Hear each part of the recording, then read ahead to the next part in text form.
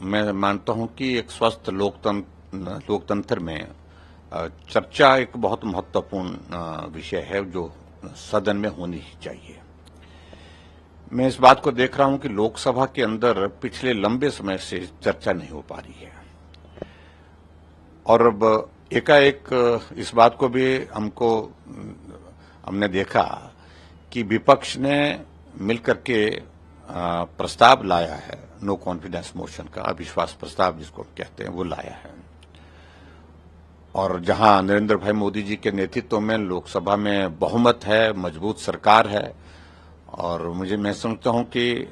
लोकसभा अध्यक्ष जी ने ये सही निर्णय लिया।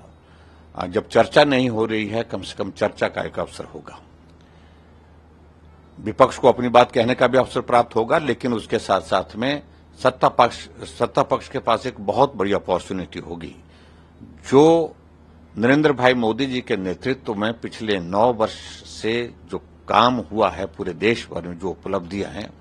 उन तमाम बातों को लेकर के लोकसभा के अंदर प्रभावी ढंग से अपनी बात कहने का जो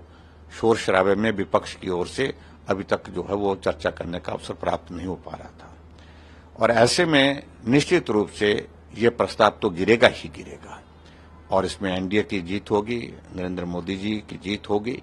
और भाजपा और मजबूत होगी। लेकिन इस सारे विषय को लेकर के जो एक मैं कह सकता हूं कि जो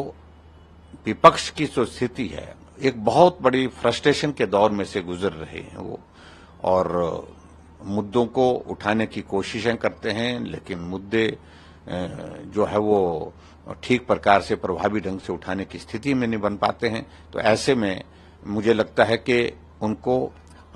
सत्ता पक्ष की ओर से बहुत प्रभावी जवाब मिलेगा और आने वाले समय में फिर इस प्रकार की परिस्थिति सामने नहीं रहेगी।